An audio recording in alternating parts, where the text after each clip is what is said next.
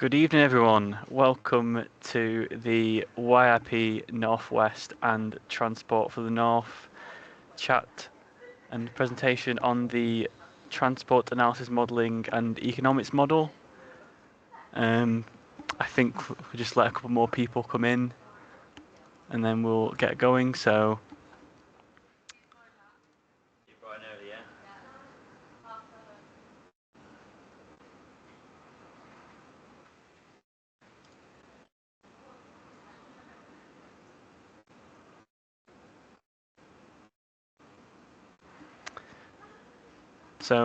thanks to everyone for joining today. So my name's Richard Hammer. I'm the YIP Northwest Chair.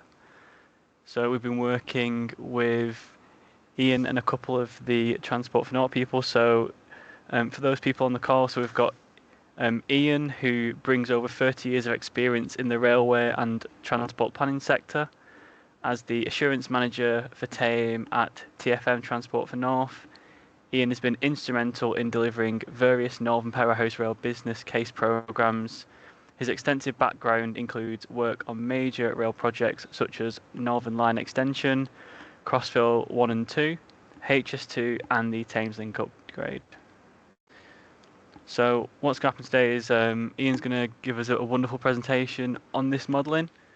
You can submit questions through the chat feature.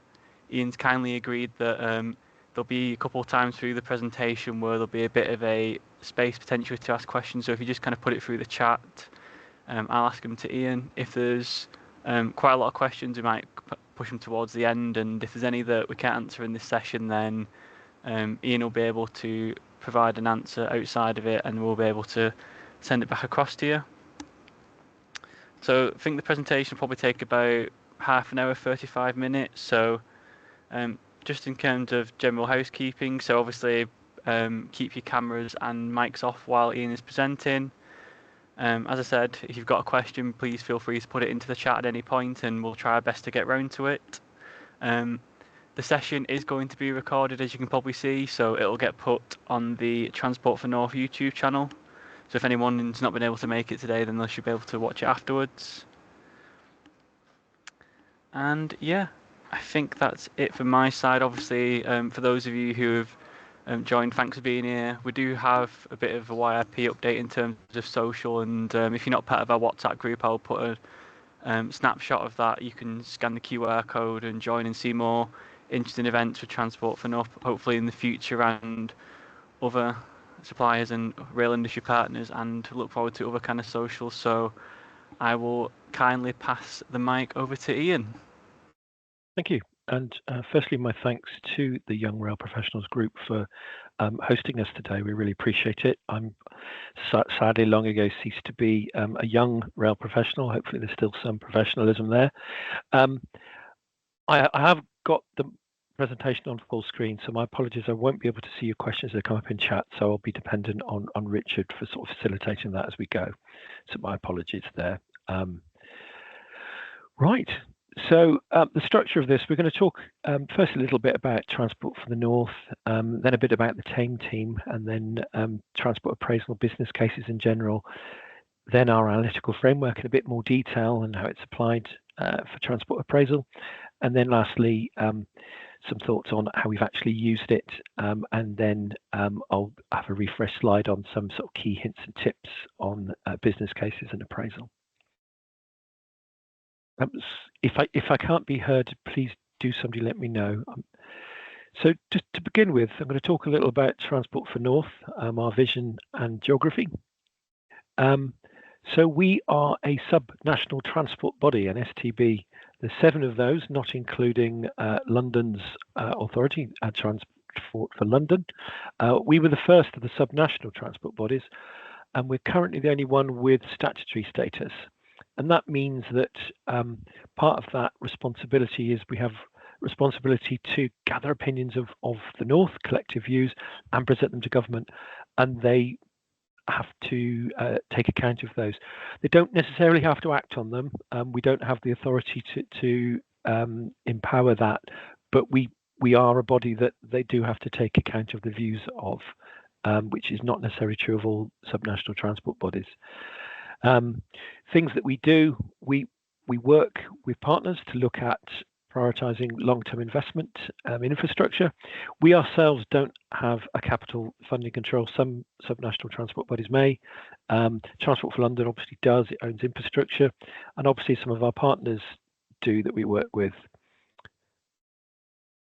So this is one of our vision statements, which is a thriving north where world-class transport supports sustainable economic growth, excellent quality of life, and improved opportunities for all. I think one of the things to look at in the north is think about what it is in terms of it's got a very large population, dispersed more obviously than London the southeast, but it does have quite big bodies of population, but spread out a bit further.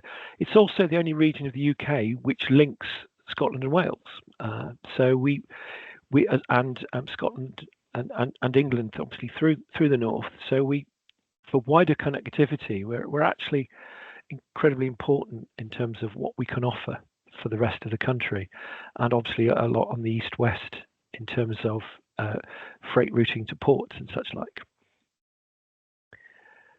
So transport and the economy, obviously faster travel, reducing commuter times, business travel allows better trade and collaboration. It allows people to match themselves better to available jobs. Every time I look at a job advert, obviously I look at how far away it is. If that can be brought down in time, but not distance, obviously widens the pool of available jobs that I don't necessarily have to move for, and that's true for all of us. That itself allows for dense urban centres of employment where people don't necessarily have to be co-located with that employment. And then lastly, land value uplift. Investment in transport has an impact on the value of land around it. If you take the historic development of London through Metroland, etc., and more recently through the Elizabeth Line, Crossrail 1, that has had a significant impact on land use and land value by their very nature. I mentioned a little about Transport for the North's geography earlier. I mentioned also the different distribution of the north compared to London and the southeast. London and the southeast is in that window you have there of the 4 different types. That's an example of a morphologically monocentric location where significant amount of that activity happens in one place. There are other important satellite cities and towns connected to it, but a significant amount of that activity and investment is happening in one place that people travel to and from. More than half of all rail journeys in the UK either start and finish in London. The north, however, we have key centres with high population, but they're further spread out. And so, are those distributed via a central point? Can we look at central connectivity there? Does a model where Manchester or Leeds is the centre of everything that everything connects to is the right answer? Or is it something where all of these centres are better connected is obviously something that we are focused on as an organisation with our partners in the north. So it's not just about one side of the Pennines at the expense of the other, and it's about how we further develop transport links across the north. A little bit of background on TAME ourselves. I may have got our name wrong. It's been changing recently. It was previously a technical assurance modelling economics. I've put down transport appraisal modelling economics. Apologies, I've got that wrong to any TAME colleagues on the call. So we are a big part of Transport for the North. We're quite a big team. We provide a lot of analytical evidence, both for partners, for the DFT, and for our own internal work streams. We use cross-written open source data. We're really big on open source data. We'll be talking about data sharing a bit later. We're really focused on that. The early people that worked in the team, some of whom are still here, from day one, were really keen that models we produced and data that we gather should be open source where at all possible, and that has very much influenced our modelling development and modeling sort of journey over the course of the history of the organization. Analytical framework, which you'll hear me talk about quite a lot. It's an integrated suite of different transport economic models and the data that support them, underpinned by scripting and data science. There's a lot of different tools there. I'll get into the detail of those in subsequent slides and how we use them. So in terms of capabilities, there are a wide variety of skills in the team. There's a wide variety of sources where people have come from. So we are a mixture of, as the slide notes, of transport modelers, geographers, historians, economists, and data scientists. We previously had a nuclear fusion scientist. We have at least one archaeologist. We previously, until recently, had a paleontologist. And it sounds flippant to say that, but actually people coming at things from different angles and different data science history is really helpful for how they view things.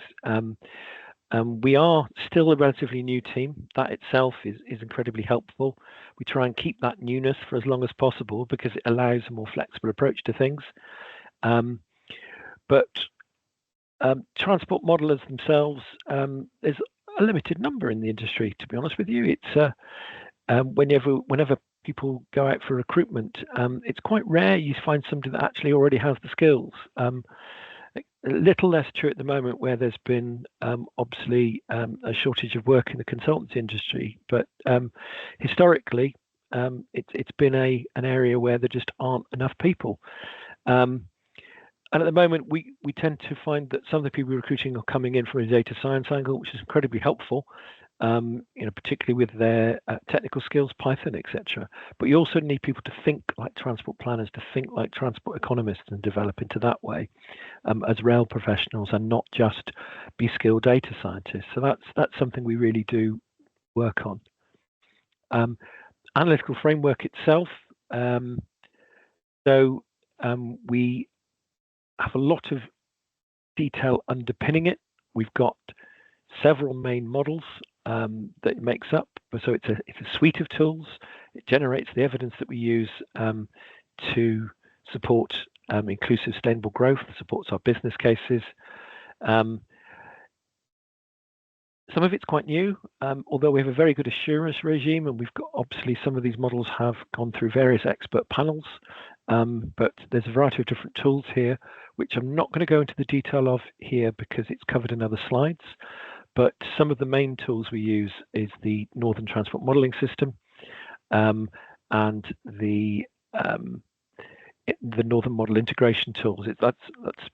By not mentioning the others in detail, I don't mean they're any less important, and I'll be coming on to some of those in more detail. Any questions on any of that before I get into a bit more detail on the appraisal side and go into a bit more detail on the analytical framework tools themselves?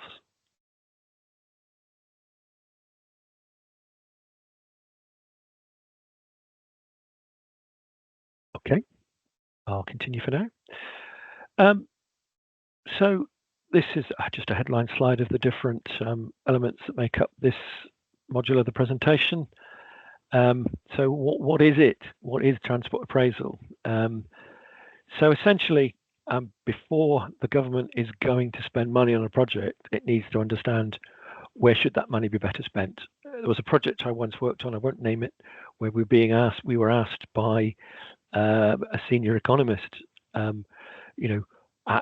if the cost of our scheme was X billion, how should we best spend it on that scheme? And our answer actually, but sounded a bit flippant, but was really quite honest, was spend it on something else because it won't actually meet our objectives. And you'll have to spend more money in the future to meet the objectives of this scheme if it is an actual requirement. So we are in competition, not brutal back and forth competition between each schemes, but essentially everyone is competing for limited public resources, and not just other transport schemes, the needs of healthcare, education, and other services. I think one of the things to note, though, is that transport is essential for many of those other applications of government funding.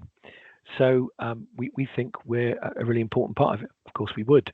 The assessment of transport projects, I'm going to focus on rail schemes, but it's just as true for road schemes, is that generally we like to, or at least the government likes to have a common set of assumptions, and for schemes to be able to be compared like for like. I'm going to talk a little bit when we get to some of the later slides about why we think there's grounds to challenge some of that. But essentially, the final goal on the economic side of the appraisal is to produce a benefit cost ratio, actually, as in what's the value you get back for the pound you spend.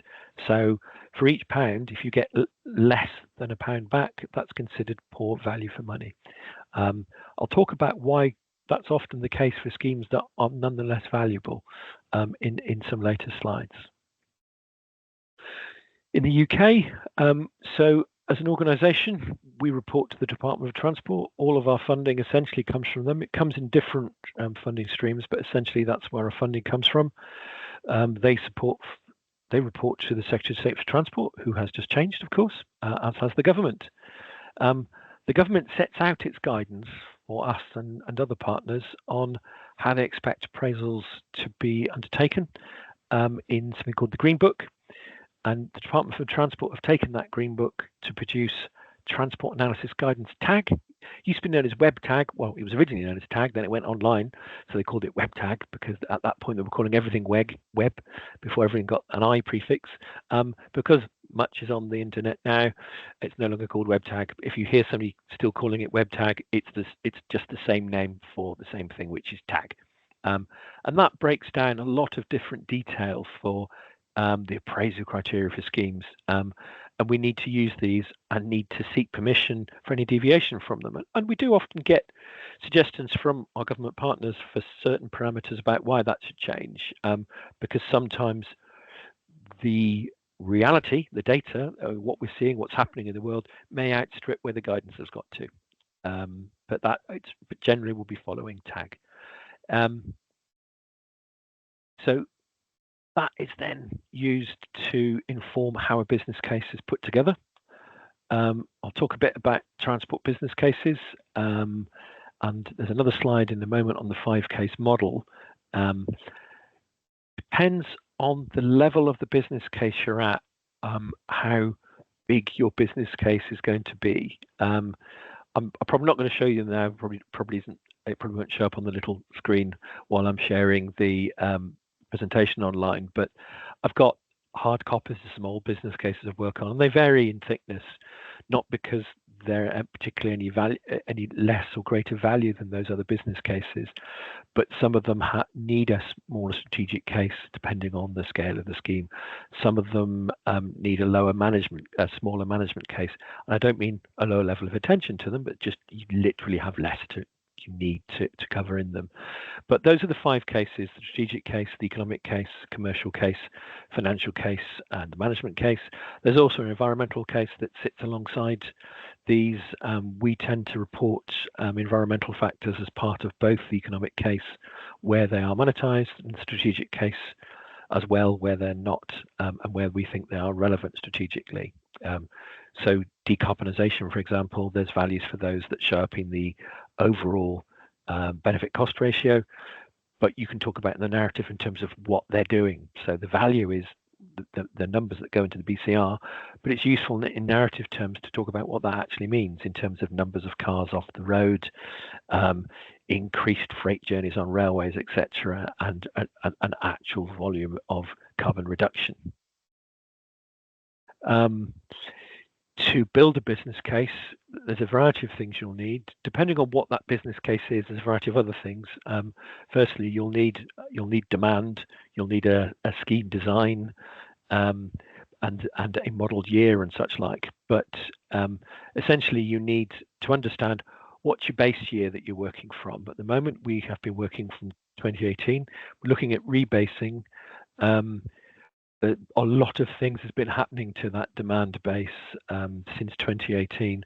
Firstly, in the demand response to railway timetables that happened in the north 2018-19, And then secondly, obviously from 2020 onwards, the COVID impacts. I'll talk a little bit more about COVID impacts later and demand growth. But one of the things I think is worth noting is when you're thinking about the base year and looking at the forecasting of demand influenced by current events, say the financial crisis of 2008-9 or COVID in 2020 through to 2022 or 3, depending on how you view it, they may or may not be blips of demand where you get a reduction in demand and cease to get the growth that you're anticipating, but you then see return to trend growth and sometimes different travel demand patterns afterwards. You'll need demand, you'll need to do minimum scheme design and timetable if it's a railway. You need to do something in terms of what it is you're doing. Is it a new station? Is it a new timetable? Is it a completely new transport scheme? So I've mentioned here the COVID and post-COVID there. So at the moment we are using some of the COVID impacts, but I think it's worth noting that we're seeing certainly through the week, sort of Tuesdays, Wednesdays, Thursdays, in a lot of places, we're seeing the return to very high levels of demand. I certainly see the crowding on the trains that I use. We're seeing growth beyond that in the outer peak and inter peak, but I would note that that was something that we were working with as a prediction at least as long ago as 2010 on schemes I worked on, because that's where the space was for demand growth outside of the peak. And an increase in leisure travel was predicted even prior to the post-COVID changes, but that's kind of been an enhancement to that. And then the scenarios themselves, these are different forecasts about how different aspects of social impact or demographics and other things may change the future demand scenarios. I've got a little bit more on scenarios later, so I'll talk a bit more about that when I get to that. I mentioned the 5 business cases, and I mentioned the sort of main headings of them. So they each have a different but complementary purpose. The strategic case is pretty much saying what's the scheme going to do, what it will do, either locally or nationally, that really makes the case for that scheme. The economic case is about identifying from the ideal scheme that hopefully you've developed. It depends what stage you're at. If you're at early stages, you may have multiple different schemes on the books that you're looking to choose between. When you get through the different stages of the business case, and I'll talk a bit about those in a minute as well, you'll want to be getting down to a single preferred option at some stage to be able to make decisions. But the economic case is either comparing a number of schemes or a single scheme and is looking at how that performs economically. And there are 3 big headings for that economic performance that feeds into the value for money statement and the BCR. So that's the level 1. Those are those things which are very much influenced by what your scheme's doing at a static level, as in you've made a journey time improvement. What's that journey time improvement worth to those people traveling or who are attracted to travel? The level 2 is where you get a level of agglomeration, where you get a response and people start to do things differently because you've got either a better or more reliable service, and they start making choices about how they travel. I'm obviously going to talk about Northern Parish Rail a lot and the North a lot. A good London example was when, for those of you who are not Northern based, was when the Northern Line significantly improved both its reliability and its frequency. There was quite a big demand switch from local rail services nearby to the Northern Line, which then built up that demand really quickly. And that was due to that sort of local agglomeration. The level 3 part of the business case that we mainly get from an additional model on top of our main rail model, that's where that dynamic clustering happens, where people make a decision to move businesses, move jobs, do something a bit more radical around the sort of distribution of people and businesses based on what your scheme's done. And those feed into value for money categories. And they range from very poor, that's a BCR of less than 0, and poor, BCR between 0 and 1. So less than 0, it means that it's actually costing you money to do the scheme, and that's clearly a scheme that's very unlikely to get delivered unless there's another very, very strong reason to have it. Sometimes schemes don't need to have a positive business case to be delivered. In some cases, some schemes have been delivered at political direction. Historically, I believe the Jubilee Line extension was one. The redevelopment of the King's Cross Underground Station was also one. That was one of the recommendations of the Fenner report into the King's Cross fire. Generally, every other London Underground business case, though, has had to have a BCR and generally had to have a very good one. I did mention earlier on about the differences between that poor, low, and medium, etc. BCR. We have a challenge for schemes, not just in the north, but outside London in general, because of the different levels of economic activity and how they're viewed. In that, if you take something as simple as tunnelling costs for a subsurface railway or a railway that's going through hills, as obviously we face a lot more of here, the tunnelling costs and the removal of spoil costs are so much greater, firstly because of the geographic distribution of the north, but also because it takes a lot longer and it costs more to tunnel through things like Millstone grit than it does stands and London clay, which is the sorts of geology that London has contended with. That has changed a bit for London in that newer schemes have to go deeper and they come with their own challenges. But one of the things we are focused on as an organisation is looking at different ways of viewing schemes in the north, and we have an internal work stream looking at that called the Northern Appraisal Framework, which basically tries to say that schemes, it shouldn't, in our view, just be confined to the north, but we're looking at different ways of viewing schemes, and I'm trying to understand, are there fairer ways to assess schemes outside of London and the southeast, rather than making a direct comparison? That I think that's a conversation that will continue. I don't just mean in this meeting, but it's something we're very focused on as important. So I'm going to quickly move through some of the slides here in the interest of time. There's quite a lot of detail in here. I believe the slides will be shared after the presentation, so there's quite a lot you can look at here. But it is really important to link the strategic and economic cases, not see them in isolation. I'll be mentioning narrative shortly. The economic case on its own should not decide a scheme. That's part of the government's own guidance in TAG and the Green Book, that the BCR alone should not be the final decider. So understanding what the context of a scheme is and its economic performance is really important. So the strategic and economic cases very much need to be strongly linked.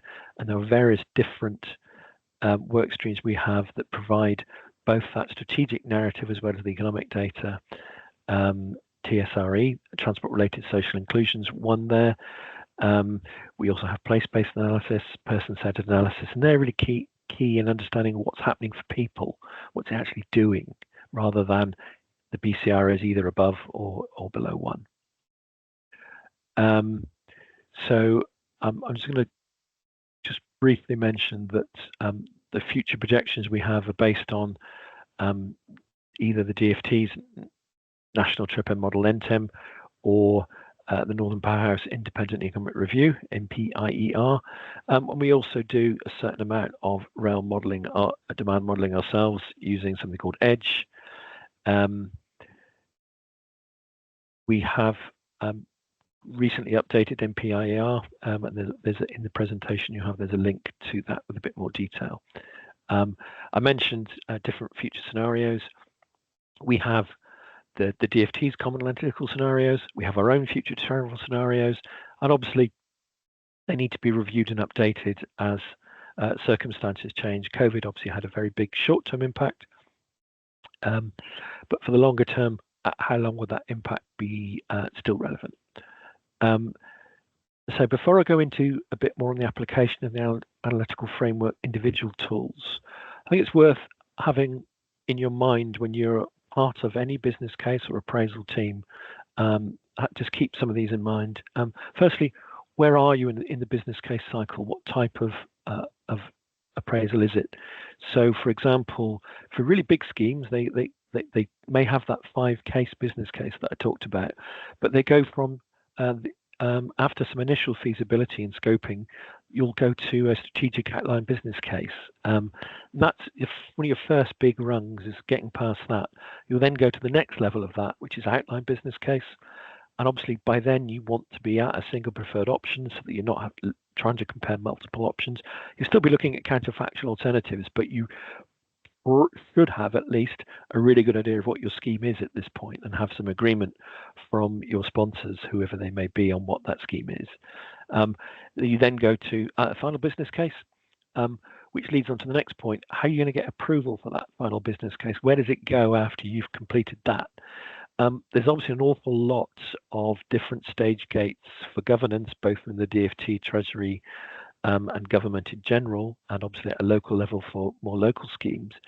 There are different routes for doing that. For the very big schemes, there's the hybrid bill and a Transport Works Act order. They are very similar in terms of their requirements for business cases, but there's one key difference. It's a bit easier to get a TWAO. I don't mean it's easy, but you have to be really clear about what your scheme is, and it can't particularly change after you've got approval from government for that TWAO. A hybrid bill has a little bit of flexibility, and you can make some changes to the scheme after powers have been granted. Again, funding source is important. It could be local schemes through Section 106 funding, or it could be, government funding through either that TWAO or hybrid bill, as mentioned. You need a good assurance regime of both your model and your modelling itself. It's worth noting that for any scheme of certain sizes, there's different levels of QA that get applied to them by the government, by the Department of Transport. And ultimately, anything you put forward as a business case has its own DfT internal assurance rating of how they consider it in terms of how well assured the model is. And that itself impacts on how your business case is viewed, and do they consider your numbers robust, and therefore are they either promoting or downgrading the economic rating that you've presented there. I mentioned narrative. It's really important on the strategic case to really make sure that the economic case is being turned into something tangible. We're saying what it's really doing, which is where we've mentioned place-based analysis, etc. And the last sort of bit of guidance, this is the first bit of advice I've generally given transport planners when they've started working, is remember, it's not enough to be right. It's your job to be right in terms of producing information, assuring it, making sure you're confident it's correct. You have to bring people with you. I've worked on a lot of schemes where people have been really confident of their data, and I've been to, admittedly I was very junior and I went just to attend it, but I've been to a public transport inquiry into, I think it was Camden Town underground station upgrade back in 2003, 2004, whenever it was, and we lost, even though looking at the data we were right, and the data that was presented by consultants on behalf of the opponents to the scheme was not good data. But if you can't make the case in that transport inquiry and people don't believe you, even if you're right, it doesn't matter how right you are. So it's really important to get people to come along with you on it. Any questions before I move on to a bit more technical detail on the tools? Yes, we've had a question, Ian, in the chat from Daniel Smith. So Daniel's question is, how have you found the application of the new tag spending objective analysis guidance to rail schemes, specifically in the option development and selection stages, and relation to scheme objectives and the requirement for a spending objective analysis statement, brackets, which sits alongside the VFM statement and within a business case application? Also, do you think that this thing will strengthen the strategic and economic narratives within business cases? I'm going to have to be honest, I don't know. For the latest piece of work we're using November 23. I don't know if that's a change that's in the most recent tag update. We have a piece of work underway with our supply chain reviewing the latest tag changes and their implications. And I can't say I'm actually up to date on the outcome of that yet. That is a current work stream to review that. So my apologies there, that I haven't really got a good answer for that one.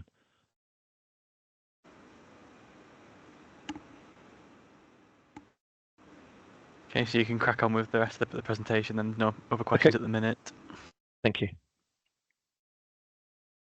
So a bit more on transport appraisal, and the I've mentioned quite a lot of the tools here, so I'm going to jump over this slide. And I've mentioned that Northam's is one of our main tools, the Northern Transport Modelling System. There's a brief mention there of NOHAM, which is the Northern Highway Assignment Model as well. That's an important part of the overall transport assessment. Even for rail schemes, obviously we look at the highway impact of rail schemes, so the highway model is an important part. We have a wider impact calculator. That's part of the contribution to our level 3 benefits that I mentioned earlier on. And along with the Northern Economy land use model, that helps give us the impacts on number of jobs and land value uplift that comes from the scheme itself, or at least that it predicts. We have a carbon model, a Northern Carbon tool, NoCarb. It's mainly focused on the highway fleet model, and there are other ways that we bring carbon into the business case calculation, including embedded carbon. So it's not just the road impacts and the impacts of taking vehicles off the road. So the Normits tool, the Northern Model Integration tool, just to be clear. So I mentioned demand earlier on. You have to take your overall demand, but work out where people are coming from to see how their travel behaviour can be impacted and how they can be assigned to the supply of a scheme, to the current and new timetables. And so we use the National Travel Survey as one of the things that does that. We take a address base for individual residential properties and UK census data, and then we segment that population, and there are a number of different segmentations within that break that down. And there are different ways of doing that. We've been developing it at the MSOA, which I think stands for Middle Super Output Area. But we're in the process of, if we haven't already done so, because this slide is a slightly older slide, I know that there's intention to bring that down to a greater level of detail. There's a travel market synthesizer, which then takes into account the actual model zones themselves. There's a map there of the model zones. Obviously, we are a tool focused on the north, so I can't zoom in, but you'll see that there's obviously a lot more zones in the north, and outside of our sort of northern modelling area, the zones that people have come from are much bigger. This is not uncommon for big rail models. Railplan, that's TfL's rail model, is kind of similar, and it has a lot of detailed zones for central London, and then a little bit bigger as they get out of London, and then probably in some cases they're even bigger outside of the London area than are shown on our Northam zones there. Mobile phone data is one of the inputs into data fusion. Again, note caution with mobile phone data. There's limitations to it.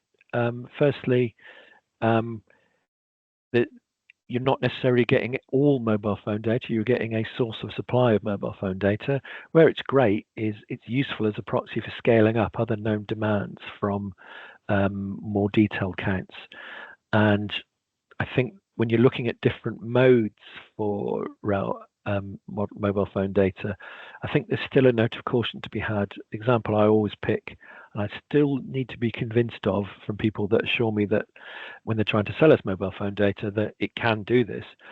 I generally think that in a lot of instances that a cyclist and a bus passenger will look very similar. They'll be going at similar speeds on the same routes, and therefore, how can we be really confident of breaking that down? And the answer is, of course, you take physical counts and then you use that to scale from. But it's just something to be cautious of as a process. The car ownership model is also something that comes in to the estimation process. And those all come together to give us the forecast demand we use. And I mentioned the other data sources earlier on. I'll come on to NELA now, if I may, which is Northern Economy and Land Use Model. This is the model we've been using for some time. We are currently in the process of commissioning research into a new model, not because there's anything terrible with the current one, but we need continuous development. We also would like the new model to be open source and shareable. At the moment, it's not. It's a proprietary tool of the group in the supply chain that we work with for it. That's not a criticism of them. That's just the arrangement that's happened over the years. But because we're moving to wanting a common analytical framework, I've mentioned analytical framework. One of the things we want to do, and I'll mention data sharing and tool sharing later, is we would like to be able to share these tools with others. We would like to be a suite of tools to be shared with others and other simpler, quicker to use models as well. And so we're looking at an open source solution for the future alongside further development that we need. So this is a land use and transport interaction model. So it looks at how people, when they use transport,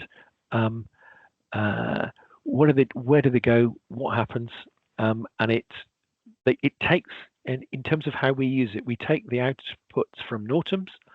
So it already understands how the assignment model from NORTAMs works.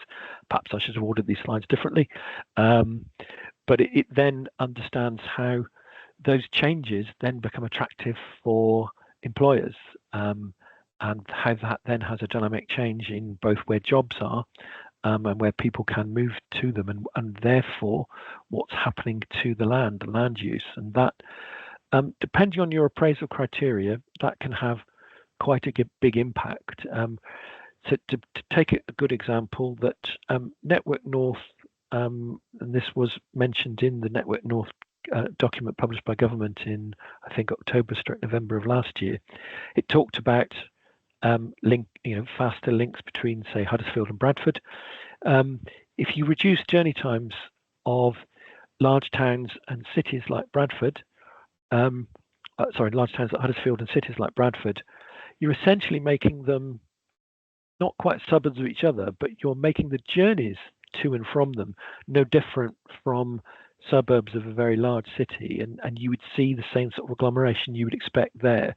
Example I pick outside the north is either Canary Wharf to the East End or Croydon to the city, where journey times are something like 17 minutes. So while it's relatively far out for London, it's pretty close in time. So therefore, the impact on where people live and work is significantly influenced by that.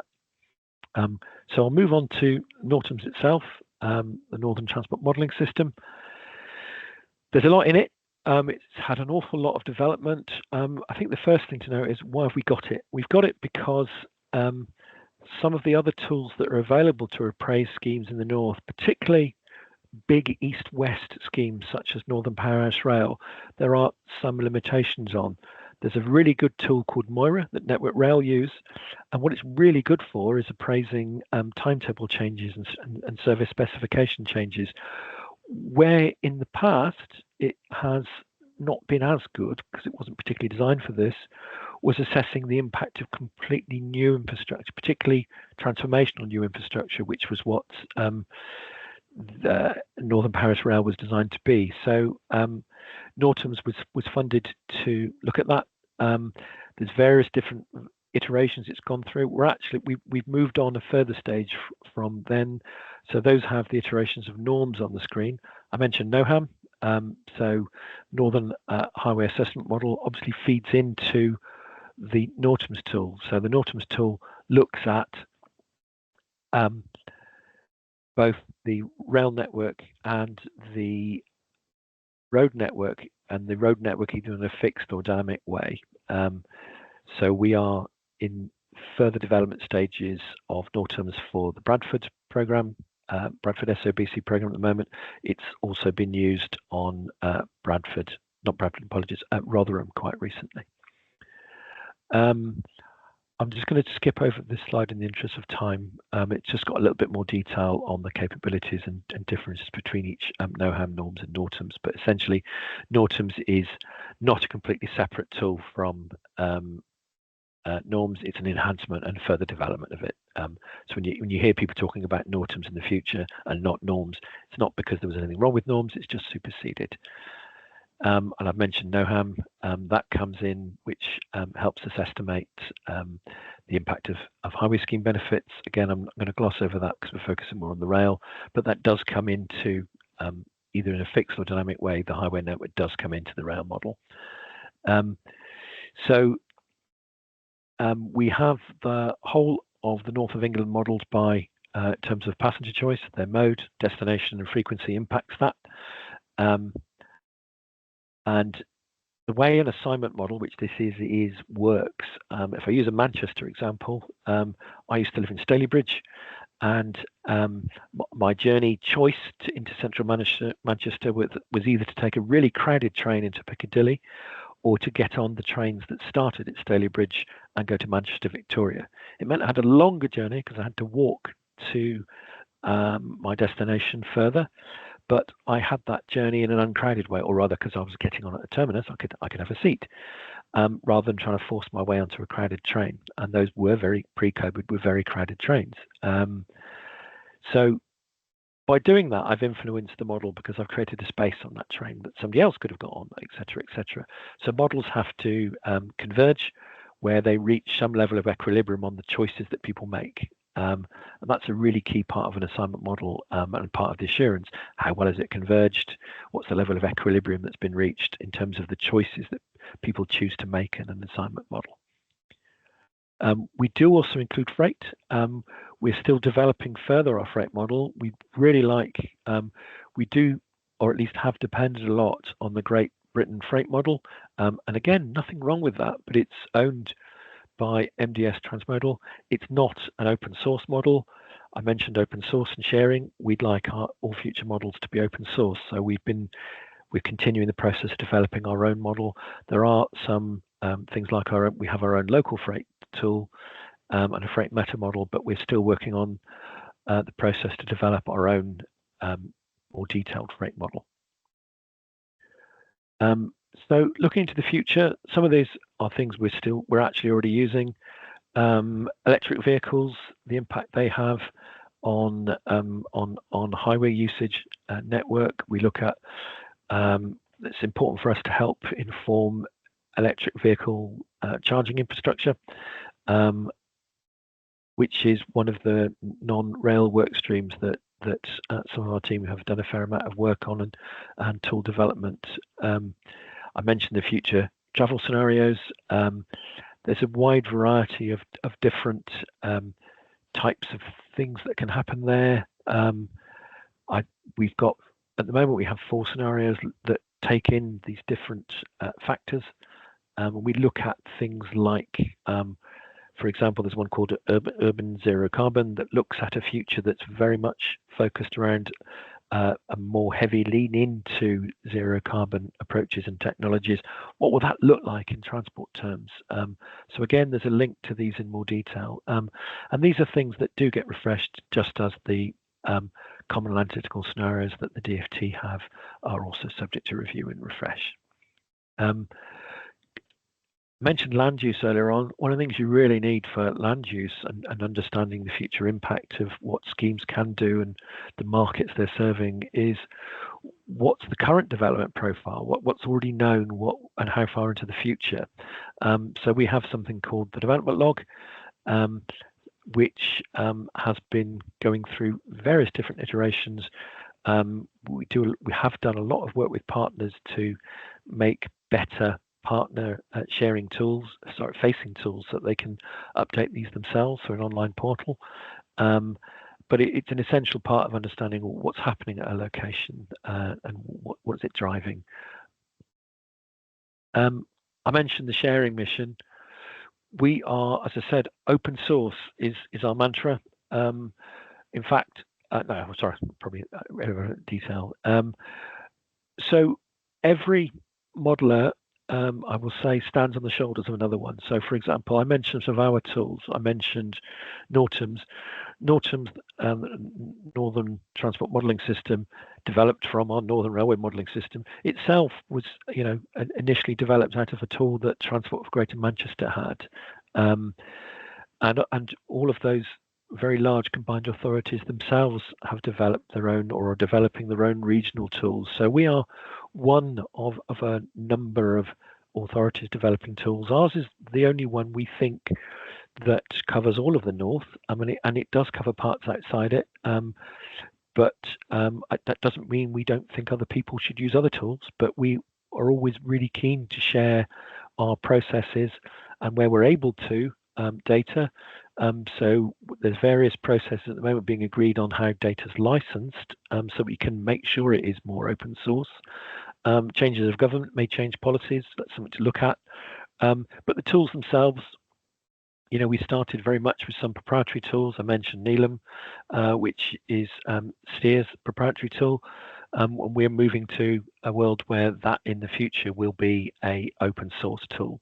And in an ideal world, the entirety of the analytical framework will be something we can share with other local authorities for them to use.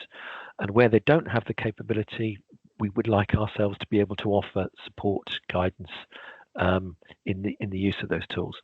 In some cases, for larger authorities, they have their own models and tools, processes, won't necessarily need as much of our support, but some smaller local authorities may well, and that's something we're really keen to be able to do to reduce costs for the business is across the north.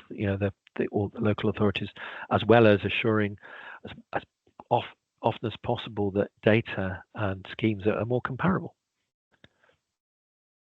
So I mentioned that there in terms of there's a bit more on that in this slide, but it's about making really good use of taxpayer money, about trying to ensure that a lot of different people aren't trying to develop the same thing at the same time at multiple cost.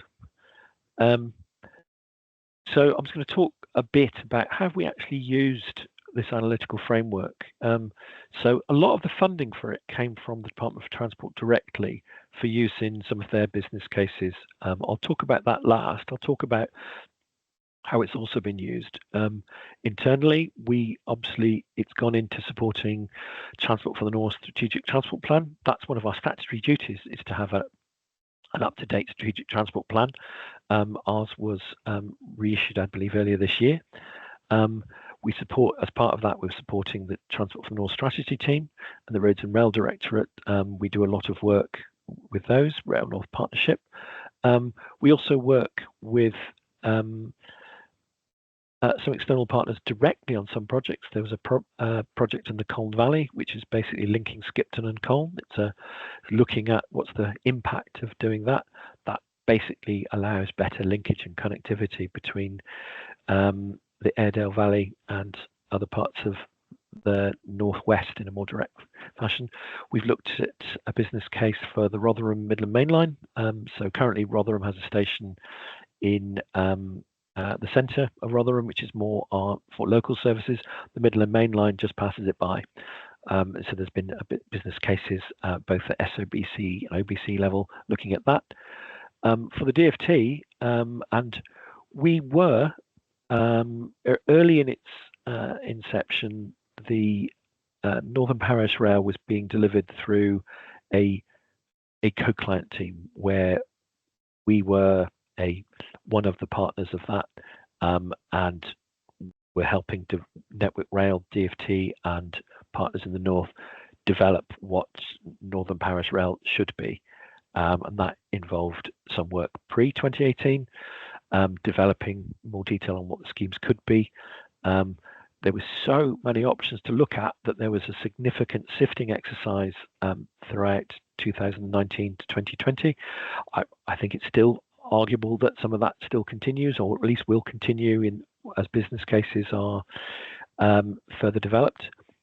And in terms of MPR business cases themselves, so as part of the co-client team, we produced a business case in 2018-19.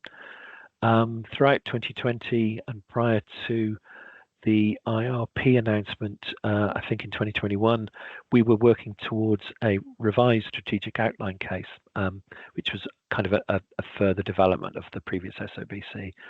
That was kind of put on pause. Excuse me one moment. That was put on pause after IRP because that and the Union Connectivity Review, the Williams Report, and various other investigations into the railways nationally had a big impact on what both HS2 would be and what MPR could be. And then on a more internal basis, our team were working effectively almost on a consultancy basis for our DFT colleagues, producing a strategic outline business case based on a number of different network configurations. And more recently, we have been working on the early development of, my apologies, my voice has gone really dry. An early development of the business of the network that was a version of Northern Parish Rail that was defined as Network North in the government statements from October, November last year, with a focus on one of the network variants that serves Bradford. That's work that's, I think the outputs were a bit more public facing than I think at an earlier stage, and I think the 2023, 22-23 that should read SOBC was, because that work is being developed with a partnership group which includes both Bradford and Wyker, Homes England, M8CLG, formerly Department of Levelling Up and Communities. So we think that's hopefully the outputs of that will be public facing after production. I'm not sure when that will be, but some point following the sort of governance program for that.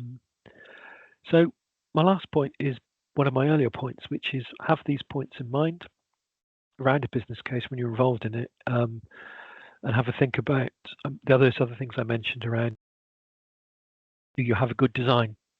If you're talking about a rail scheme, one of the key things is to understand is what stage is Network Rail at in its analysis, and if it's not at a certain stage, is it currently programmed to be at it? So, for example, I'm talking about ES2, 3, 4, etc.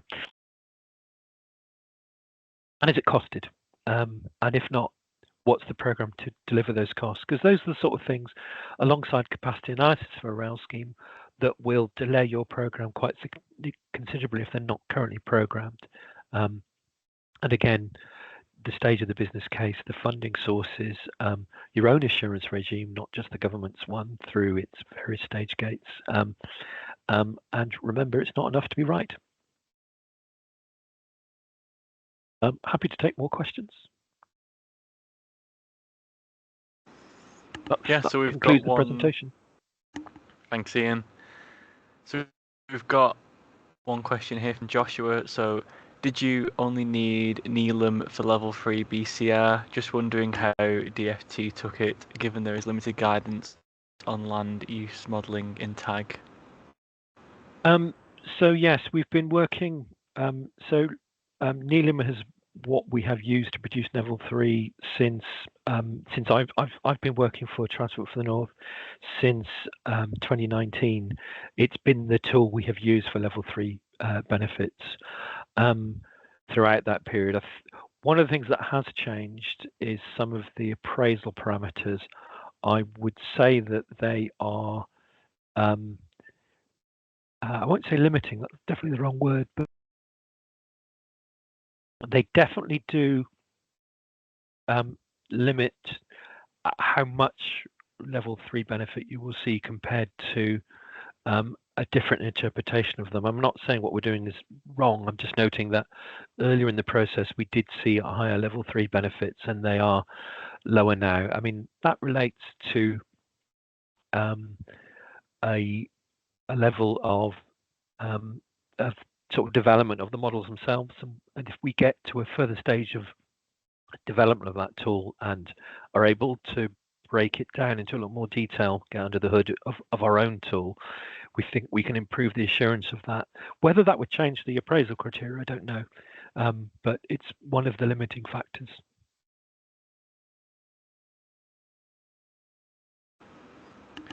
Okay, I think we've got probably time for one more question. So now Fraser's asked, thanks Iain, how do you go about giving decision makers confidence in the assumptions and outputs of these models, given they are often challenged as being black boxes due to their complexity? That's a really good question. Firstly, in fact, we've just done one today for a project. We go through the appraisal criteria with either the sponsor, the client, or the government department, and so all of the key appraisal criteria where they're not even where they are defined by tag, we do clarify which version of tag we're applying. So that's on the appraisal assumption side. We then that tends to be a bit of a live document because things can change during the life of a project, particularly bigger business cases that can take longer than a year to develop, where both your demand, your model version, and your version of tag that you're applying, and obviously your scheme design may change a bit. So we write up those as an assumption specification report.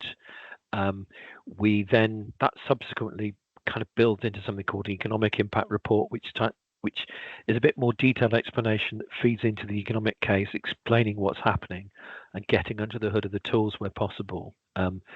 We have a very good assurance regime, both of the model production itself, but also of the model development, which is well documented, has had various reviews from expert panels and separate assurance reviews directed by government, which we then have taken the outputs of and fed into development of those models.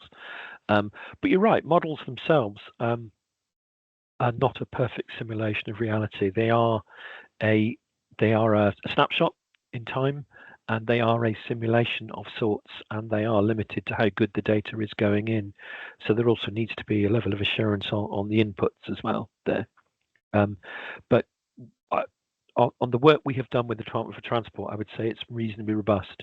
I don't mean that they give us the highest assurance rating because of that, but we minimise where we can the opportunities to lower the government assurance rating for our work.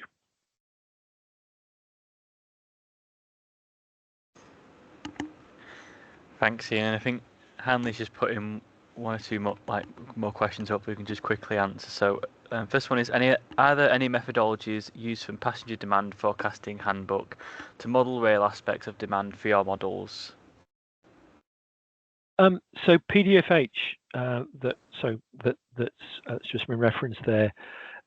We do take account of that. So, for example, crowding curves is one of the things that from PDFH that we pay a lot of attention to, and so different rolling stocks have different crowding curves, and they have an impact on how a railway would perform. So, for example, if you were to put a good example actually is HS2 rolling stock compared to the trains that sort of currently serve between Liverpool and Leeds and beyond on the Transpennine route. HS2 has an assumption around no use of standing space, and that has an impact on the crowding curves. It obviously has an impact on capacity, which has to be taken into account. And there are other factors to be taken into account within that, but it does inform our modelling process. And then finally, when you're in a position to open source, are TOCs able to have access to these models? APIs available now? I think we're in the process of sharing some of them. Certainly the process side of things. We are in the. I'm not actually part of the group that's part of the sharing of the common analytical framework. I've got some really great colleagues that are doing that. There's several things to be taken into account when you share a model, though. One is the licensing of it, whether it be formal or informal. When I worked at Transport for London, we had for a while our own proprietary pedestrian model tool called PedRoute, and we licensed that through a dongle, so that you could only use that if you had one of these dongles. Similarly, when we started using another a pedestrian modelling tool called Legion, we had something where we insisted that people were trained to a certain degree in it. Essentially, we would like to replicate not the dongle system and not a formal training requirement, but we certainly need some sort of licensing arrangement and some sort of best practice guidance before we can usefully share tools, I think, so that that the sharing of a tool doesn't mean that it's being shared and misuse is the wrong term, but used in a way that would not allow results to be comparable elsewhere because of how they had been used. If there's any more specific questions on that, please get them emailed to us and I can get them directed to the right person. Brilliant. Well, I think that's it for this evening. So I just want to say a massive thank you to Iain from Transport for North for coming this evening and presenting to everybody. It's been a really informative session that I found quite interesting, and I'm sure that a lot of you have also as well. I want to thank the other Transport for North colleagues as well for being able to help us set this up, and our own Georgie from the YRP Northwest Committee for working with Iain and the Transport for North colleagues to get it set up. It's always really nice to get chats like these, and I really appreciate everyone's time and coming supporting these events. If you are interested in more events, I've sent into the chat, we've got our mini golf social coming up on the 15th of August. If you scan the QR code, you'll be able to join our WhatsApp and see plenty more Northwest events and socials that are going to be ongoing. And yeah, thank you for your time, everybody. I hope you have a great evening, and we'll catch you at the next one.